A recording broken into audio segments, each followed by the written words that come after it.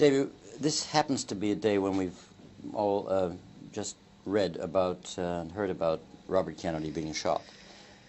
We don't know yet what the result is going to be, except it's going to be an operation. And I said to you, isn't that terrible? You were looking at the paper when you came in, and you said that's America. What did you mean by that?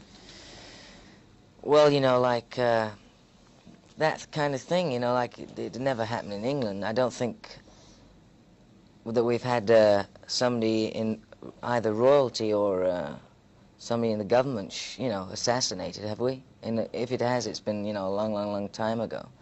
You know, something like that is, to me, is typically American, you know what I mean?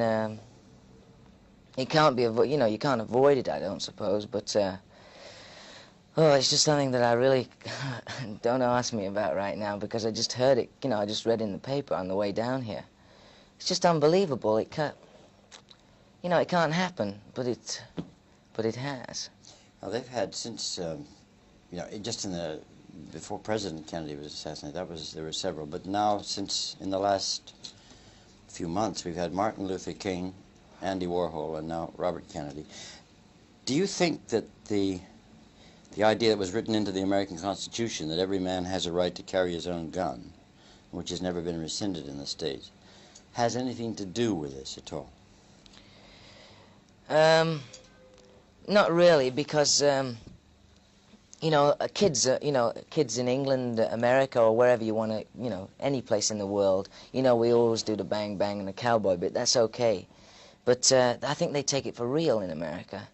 And, well, a lot of countries take it for real with the bang bangs, but guns and killing and things like that, that's, you know, that's for the birds, you know, forget that. Because, you know, it doesn't work. And it just, you know, it's really a very upsetting thing to think about. You know, like, to think that somebody, you know, I couldn't look at somebody and pull it. I couldn't even, I don't like to touch firearms, you know, guns, because they scare me. You know, like, they say you got to go out and fight for your country or whatever. If I see somebody standing in front of me with a gun and it's either him or me, it's me, because I ain't going to pull that trigger. Because I couldn't live after that, you know what I mean? But some people don't have any morals, I suppose. I don't know. It's just a subject you'd rather leave now. I would really, yeah. Okay. We've had quite a few people in on this program who have gone from here to the States and sometimes come back and sometimes go back to the States and so forth. And we always ask them, you know, what differences they notice coming back and what they feel is good about the States, bad about the States, and what's good about here and bad about here. Tony Newley said that when he comes back, he always gets a feeling that there's something about this country that's terribly twee, terribly cozy, and that we really need a shot up the backside to really make us realize that we're in a competitive world and we've got to get off the backside. How do you feel about that? Well, I feel personally that like within the next couple of years, it's got to be England's got to join the common market, and they've got to start mixing. We used to be fantastic mixers. Anybody had come to this country because they knew they could, you know, they'd mix. You know, whether you're black, pink, blue, orange, it doesn't matter what color you are. They'd come here because they knew England is noted for hospitality. But not anymore. You work all your life, and you work for £14 a week, 20 quid a week, whatever it is, it doesn't matter. And then you're allowed to take £50 out of the country, out of your own money, the money you've earned, the money you've sweated for. It doesn't seem right. To me, England at the moment is, you know, it's turning into little Russia. And, you know, we say about the communist countries, you know, we're being governed and we're being over-governed. It's like what Kennedy wants to do. He wants to let the people run it. And that's, you know, like he said, you know, like, I saw a thing on the news where he was at a campus, a college campus, and they were shouting and screaming, and everybody was excited because he's a young cat.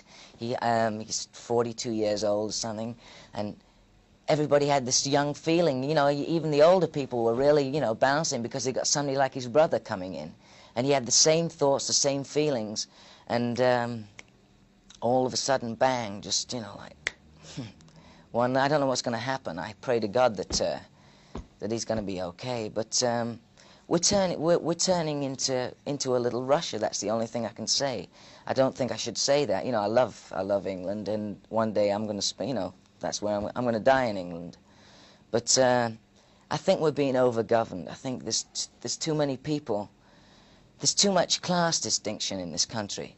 It used to be that we still have the lower class, the middle class, and the upper class. And we've got the other people that are running the country and telling us what to do, the people that have already got the money. So my dad can never be a millionaire, and the middle class people can never make any more money than they're making unless they go out and have a couple of bob on the horses. And that's taxed anyway now. And there's no opportunity unless you've got some talent in show business or you're going to invent something. You've got no chance in this country. You can't, you know, you've got to, not like America. They say you can become a millionaire overnight. Well, you can, because that's the kind of country it is. But, you know, you've got to take the other thing, too, with this bang-bang business. England, you know, like, you really haven't got much opportunity. All my mates are working, you know, like, they're not working in gas stations, but they might as well be. You know, they're earning this £3, £4 a week. And, you know, they've got nothing.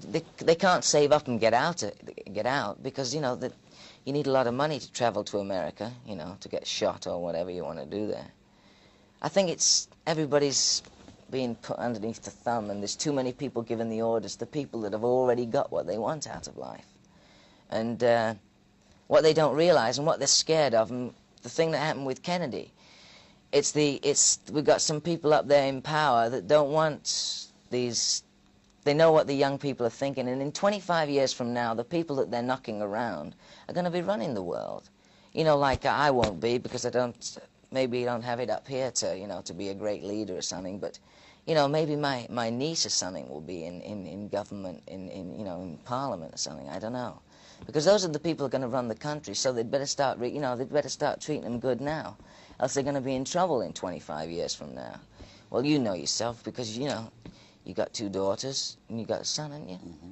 A son, too? Mm. You know what you know, like sometimes you must say to them, you know, when you're talking, that they don't know what they're talking about, but you go back in the room and think about what they've said, you know. We're going to be running the country in 25 years from now, so you better be nice to us. You got me right there. Well. Now, when you go over to the States, when you're in the States, leaving aside guns and things, what are the good things and what are the bad things compared to the way you were brought up in the background? Well, it's entirely different for me because I've got 3 sisters, and we had it a little hard. We always went away for 2 weeks holiday every year, and you never find my dad sitting in the pub. The money he would have spent for the beer, he would save and take us away, you know, to just get us out for a while, get away from the smoke, the whole thing. The people aren't really any different. I think they're a little more on the ball in America because everything's fast. If you don't do it right now, somebody else is going to jump in and do it before you. So you've got to do everything when you think about it. If you think about something, you do it right away. You don't wait because somebody else is going to come up with the idea. I love America. You know, I love America almost as much as I love England. But I think this is the place to live. I want to end up here. I think this is where. What were the things you noticed that were basically different when you first went over? Well, you know, like normal things that everybody had noticed is like the food. I was lucky when I went over there. It was a whole English thing. The English thing was really in, and so I was treated nice. You know, I wasn't a monkey or anything, but I was on the stage, and you know, people treated me pretty good. There's no really big difference, I think. You see over there, you see like you can get into big business and you can see big business in action. Here you can't because, you know, like if you're born middle class, that's where 9 out of 10 you're going to end up. But there's no really big difference for me because I can adapt.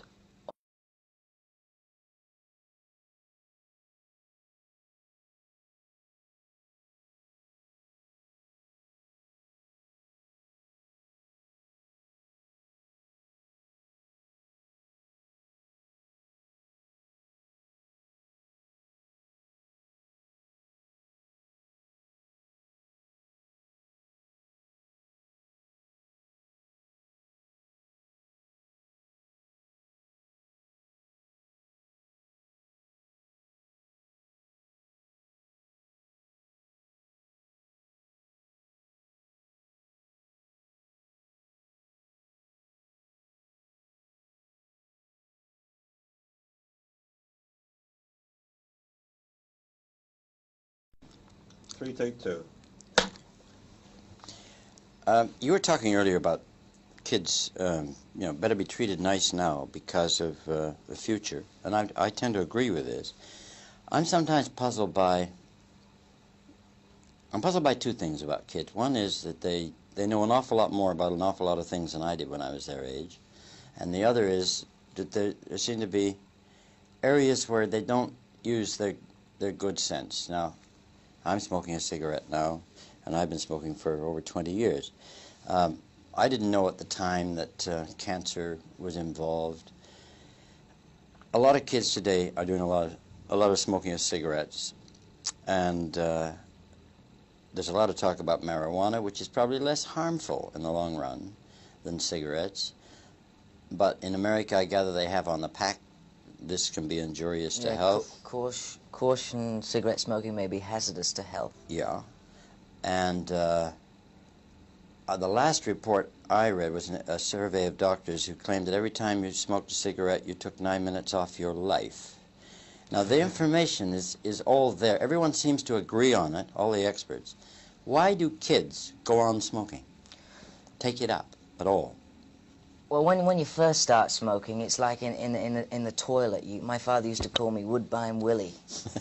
I used to sit in the toilet, and I didn't really smoke. I used to puff on a cigarette when I was about 12 years old, and the smoke would come underneath the door, which was in the backyard, and he used to call me Woodbine Willie. I don't believe that smoking is hazardous to your health. I think it must do something to your lungs, but it's not the cause of cancer. That's a cop-out, because they haven't found a cure for cancer, so they've got to pick on something. Smoking is something that everybody does. So I think it's a cop-out, because they've got no real proof that smoking does cause cancer. They haven't got it in black and white.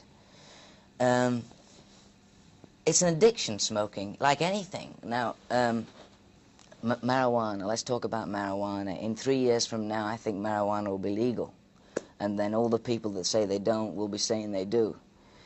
Lenny Bruce said at one point that he thought it'd be legal in 3 years before he died, and then everyone would stop smoking it. There wouldn't be enough to go around, I don't suppose. But, everybody makes such a big deal of it. You get addicted to something. Like, myself, I don't drink. I don't drink, I might go and have a beer with my dad or something when I go home. But when I look in the pub and see all these people that have been sitting there for 20 years in the same pub every night doing that, now they're addicted. Now they're addicted to beer. They go in, they drink, and the bellies get big. Now, marijuana smokers are supposed to be bad and evil and this whole thing, but they're no worse than a beer drinker or a liquor drinker. Like at least marijuana, people that are supposed to smoke marijuana, you don't see them, you never see this, and you don't see the cheeks, and you don't see the fat bellies. I'd rather go and smoke marijuana than go and drink 2 pints of beer. Because, I'd rather look, I'd rather be called a junkie than be called a potbelly. Because a potbelly, how about that for a pun on words? No. It's not bad. I didn't get it at first, yeah. Not as good as yours, Bern. But what really worries me is this. Look, I'm over 50, and it seems to me if anybody's going to try LSD, if anybody's going to take pot, if anybody's going to need alcohol or cigarette, it's probably somebody in my age group. It wasn't a thing that came up very much when I was a kid, but it seems to me that everybody in your age group has got all the natural sap of youth in them, shouldn't really need anything. Shouldn't need beer, shouldn't need pot, shouldn't need anything. It's all there. You've got it going for you. I don't think it's a need. I think as soon as they legalize marijuana, then there's not going to be such a rush on it, you know what I mean? Everybody's doing it underneath the table and having a quick poke, because it's all illegal. As soon as they legalize it, like anything, the reason they're not going to legalize it is because of the liquor laws. The liquor people aren't going to want people coming in smoking pot because, they're going to go out of business. Nobody's going to be drinking this stuff that, really decays your insides. At least, they've proved that marijuana is not, it's not hazardous to your health. I don't know why.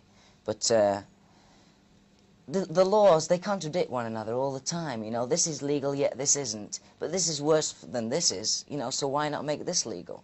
It's also, I think within the next 3 years, there's going to be a lot of things happening in the world. So, you know, I've felt this for like 7 months. I keep turning around to my friends and saying, something's in the air. I don't know what it is. I don't know whether it's with me or whether it's with you or whether it's with everybody, but something's in the air. Something's going to happen. And just like little things, big things that have made so much difference to all our lives, like Kennedy going and Martin Luther King and Bobby Kennedy getting shot and things like that. And everything, when something like that happens, something else happens to cool it out. Like when Martin Luther King got shot, the people of America didn't know. They didn't know that the biggest raids on North Vietnam were being made that day. They bombed more, they'd laid more bombs down on that country than ever was laid down before. And you see, this, you know, they didn't hear about that in the papers because all they heard was Martin Luther King. Now, somebody's behind all this. Somebody's making a lot of money out of wars and things. 1968, we shouldn't have a war. We're all civilized people. We're walking around with coats and ties and nice things and good shoes. And what do we need a war? The only reason we need a war is because somebody's making some money. I think that in 3 years from now, we're going to see Russia and America together. It's got to be. We're going to see England. They're going to start giving like they used to. And people are going to want to come here. You know, like if I ever have any children, they're going to be born here because I want that English passport, because I'm proud of that. And, you know, everybody in the world wants an English passport. They want to come here because you're free. But it's not that way now. But in 3 years from now, we're going to be in the common market. We're going to be cooled out. We're going to get somebody come along that's got young ideas like Bobby Kennedy. And we're all going to have to keep him safe. We're all going to have to get round him and make sure that he makes it, because he's going to help us. He's going to help the people.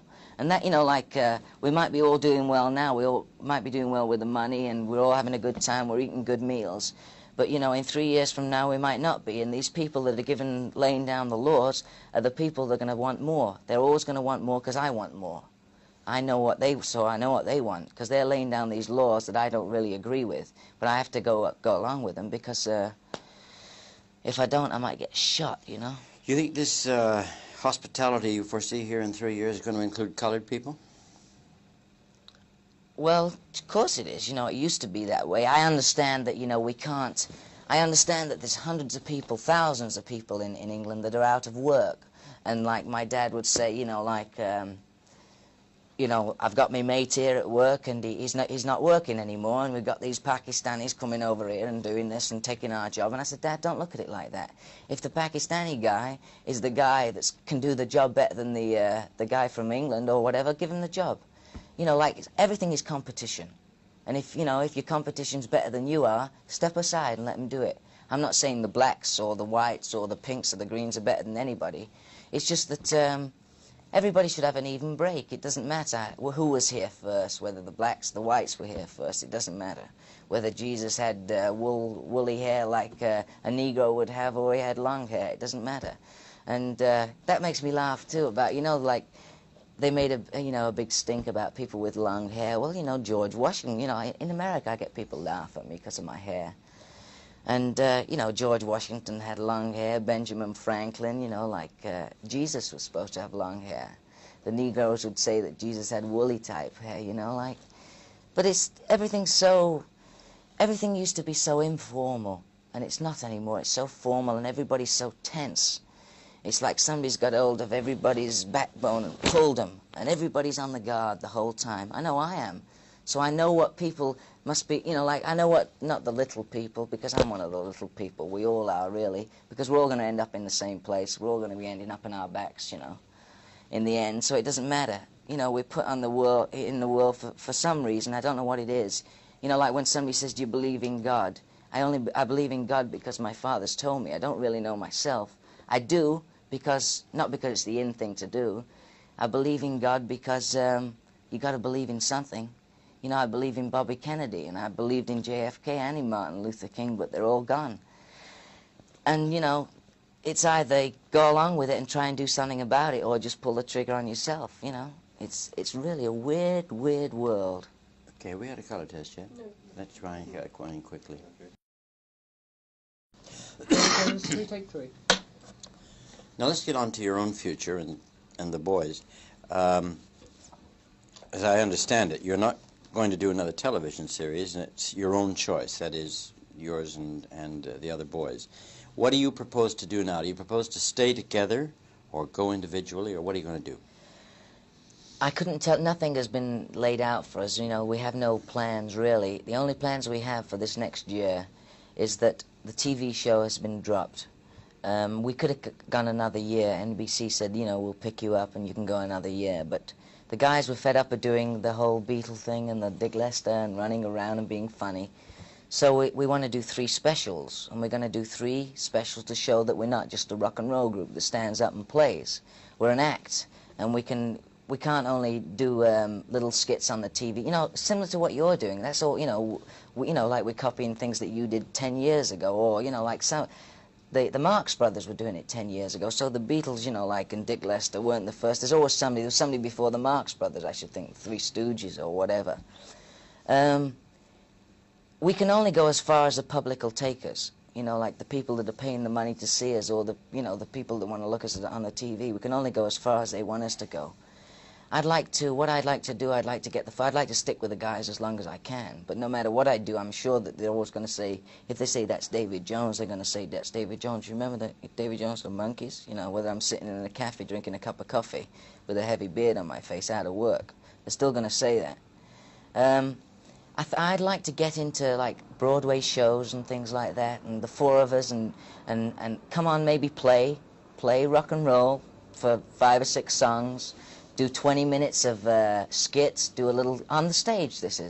We'll take a theatre for 6 weeks, and instead of doing a monstrous concert and having 10,000 kids there screaming, we'll have 4,000 adults in the audience because they want to see some of the Marx Brothers, or they want to see some of the Dick Lester Beatle things, you know.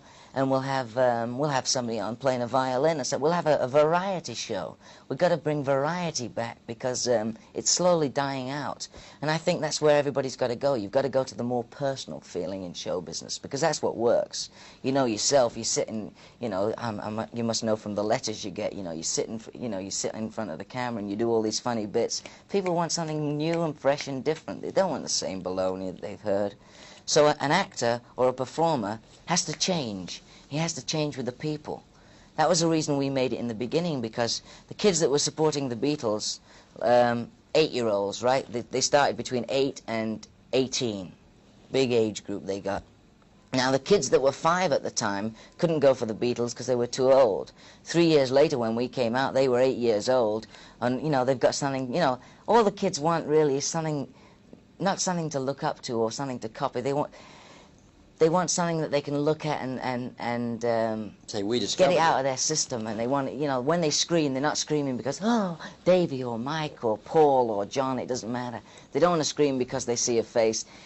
They scream really because they want to get it out. Everybody's trying to get something out of themselves. And, you know, whether it's with going and have a drink in the pub and playing the piano and singing, or whether it's going and having a smoke of marijuana or whatever it is, everybody's trying to get something out that, you know, that's never been out before. And everybody knows when they reach it in life, when it really comes out and they really feel as if they've bloomed and they feel on top of the world. You know, I'm sure one day I will, you know, I'll look back on this talking to you, and you know, like, it'll seem a long way away, but, you know, I'll know that I'll be working for the next 3 years. I will be working, and there's only one thing I want, is to make people happy and perform. You know, you perform for the money also. You know, let's not get away from that. Everybody's in it for that green stuff. Let's get on to the money. When you signed originally, you were virtually unknown, as were the other boys, and Mickey was the only one with a background in public in the States. Did you have the kind of contract that kept your money down for a period of time, and then if it worked, it goes on, or do you renegotiate a new contract, or what? Let me just try and sum it up briefly. The whole thing. They put an ad in the paper, and they got 450 guys who came in and they cut it down. I was signed to Columbia Pictures at the time because I was in Oliver on Broadway, and they saw me and they signed me up quick, and they kept me waiting for 3 years. The Monkees came along. I auditioned like everybody else. Now, Bert Schneider, Bob Rafelson, the producers of the Monkees TV show. Now they thought, why should we go and find a group that has been playing in the cabin or wherever it is? Like most groups do, the Beatles, they played in the cabin for years, they toured with other people, they played with other people. And all that a group waits for is somebody to come along and say, you've got it. I'm going to put my money behind you. The green stuff, the money. That's all the group waits for. Well, Bert Schneider, Bob Rafelson had the money. They had a couple of $1,000 or whatever it was hanging around. They went out and they got the cream of the crop, so they thought. You know, they got the best four guys they could get out of 450. They looked at people in England. They looked at people all over the place. They wanted four entirely different personalities, not a rock and roll group, so that if my head was in the sand and my feet were sticking out, they'd know it was me, because I'd be like 8 inches shorter than the rest of them. But, you know, like, we're all different sizes and we look different. The money, they did it very well, and it was, now I come to think about it, I think, God, they really did me. They really twisted me inside out. But I was doing nothing when they got hold of me, and they paid me $450 a week for the first year on the TV show. The second year it went up to $750 a week, and the guy on the next set that had just been discovered, who had done nothing before, was making $3 grand a week. But they played it right. I'm glad they did it that way. I think of all the money that I could have made early on, but I'm glad they did it that way, because we would have got too cocky in the beginning, you see. They didn't give us money. For a year and a half, I swear to you, for a year and a half, I'd borrow, or we'd go over to Mike's and we'd switch. He'd have a meal at my house. They never laid any money on us. They kept us away from that until we'd established and we knew where we wanted to go. They kept all the money away and all the glamour. I still had the same suit after a year and a half. I didn't, you know, I had the same car. I swear to you, you know, like, they handled it right. They knew what they were going to do in the beginning, and they played it the same way all the way along the line. Now it's a little different, you know. We're in a lawsuit with them, you know, because we want to, you know, we figure nobody can be called the Monkees, and we want to own the name because they're coming out with, they're going a little commercial with bubble gum and pens, and that's not good. No. How much footage have we got? About 3 minutes. Okay. Let's just take this one. We've got about 3 minutes on it. Can you foresee a time, however successful you are with the other 3 boys, when you're going to say to yourself, I now want to find out what I can do on my own, how much acceptability I have on my own. I want to prove something for myself, to people, by myself? I don't know when that'll be. I hope, well, I don't really know if I hope one day I'll be on my own, because I tried for 6 years on my own, you know, like everybody thought we were overnight success. Well, Peter was in the Village for 8 years plunking on his banjo, and Mike was touring Texas playing, you know, like, and, you know, then they say we couldn't play, you know, we can't play our own music, which was kind of funny. Mickey had been in every group in town. I really don't want to split from the guys. If it happens, it happens, you know, that's the way it's got to be. But I don't really foresee anything on my own yet, not within the next 3 years. I hope that in 3 years from now, if I get to talk to you again, that I'll still be with the guys, because we know we've had a good time together, and we, you know, if we didn't enjoy one another, we wouldn't be here now. If I don't like something, no matter what it is, I don't care whether there's money involved or whether there's, even if there's feelings involved sometimes, which is very hard. If I don't like it and I don't feel it's right, if I have to think twice about something, I won't do it. And you got to be 100% sure. If you say to yourself, I'm going to do this, I think I'll go on my own. Yeah, but maybe I won't. If I ever think that, that's the end of the line for me. I don't know what's going to happen with me. I hope I'm with the guys. I want to do movies, of course. And talking about, you know, like, you want to find out from the people how much you can really do. I know what I am. I know where I want to. I don't really know where I want to go. I know what I'm going to do to get there. I'm going to play it straight all the way, and I'm going to give as much as they want me to give. And you know, I've learned so much in the last 3 years. So in 3 years from now, I know that I'm going to learn a lot more. I never took acting seriously, really. I said that you know, it was fun, and I never really had a part to play. The Artful Dodger in Oliver was, that was me at school. The only difference is I'm talking like this, instead I'm talking the way I'm talking now, a little Lancashire coming out and a little American. I've never really had a part. In our last movie, well, our first movie, we don't have a title yet, but I felt it was the first time I'd really had to act, that I got a little feeling that, man, acting, that is something else. For the first time ever. I've done a lot of parts, not a lot, but I've done enough for being so young, I suppose. But I'd never known what acting was, you know, what a feeling. I know what, for Laurence Olivier or John, or anybody, John Gielgud, I know how they feel now. I just had a little taste of it, not all the way through the movie, but little tastes all the way. I was thinking, God, acting, that's something else. And I felt much warmer, and I didn't feel as tight. You know, I was doing all the comedy before on the TV show and doing all this kind of shtick, but I really got a little inkling. I felt as if maybe one day I can be an actor.